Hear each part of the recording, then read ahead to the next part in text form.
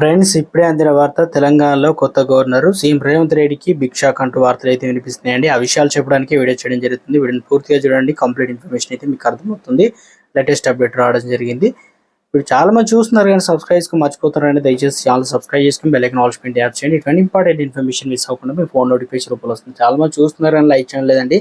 దయచేసి లైక్ చేయండి. ఇన్ఫర్మేషన్ అందరూ రీచ్ చేసిన వారు అవుతాం. కేంద్రంలో ఏర్పాటు కాబోయే సంకీర్ణ ప్రభుత్వం తెలంగాణలో త్వరలో పూర్తి స్థాయిలో గవర్నర్ నియమించనుంది. ఇక ప్రస్తుతం ఉన్నటువంటి incharge governor CP Radhakrishnan Puducherry, Jharkhand governor గా కొనసాగుతున్నారు. దీంతో 3 రాష్ట్రాల మధ్య పర్యటించాల్సి వస్తుందని, ఇది కొంత ఇబ్బందిగా ఉందని రాధాకృష్ణన్ పలు కార్యక్రమాల్లో చెప్పారు. మార్చి 19న తెలంగాణ గవర్నర్ తమిళిసై రాజీనామా చేయడంతో జార్ఖండ్ గవర్నర్ రాధాకృష్ణన్ అదనంగా తెలంగాణ పుదుచ్చేరి ఇన్ఛార్జ్ బాధ్యతలు కేంద్రం అయితే అప్పగించింది.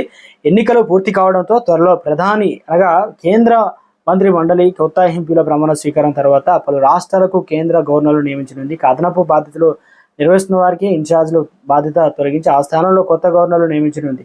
ఇటీవల ఎన్నికల్లో టికెట్ నిరాకరించిన సిట్టింగ్ ఎంపీలకు ప్రస్తుతం గవర్నర్లుగా అవకాశం ఇవ్వాలని కూడా తెలుస్తుంది. కేంద్ర మంత్రులుగా తమిళసై, అన్నమలై అనగా ఇటీవల దాఖలు రాష్ట్ర గవర్నర్గా వేరించినటువంటి తమిళసై బీజేపీ హైకమాండ్ కేంద్ర మంత్రిగా అవకాశం ఇవ్వనట్లు కూడా తెలుస్తుంది. గవర్నర్ పదవికి రాజీనామా చేసిన చెన్నై సౌత్ నుంచి ఆమె పోటీ చేసిన విషయం తెలిసింది. అయితే డిఎంకే అభ్యర్థి చేతిలో తమిళసై ఓటమి పాలయ్యారు. ఈ నేపథ్యంలో తమిళసై రాజ్యసభకు పంపించి ఆపై కేబినెట్లోకి తీసుకోవాలని బీజేపీ పెద్దలు భావిస్తున్నట్టు కూడా తెలుస్తుంది.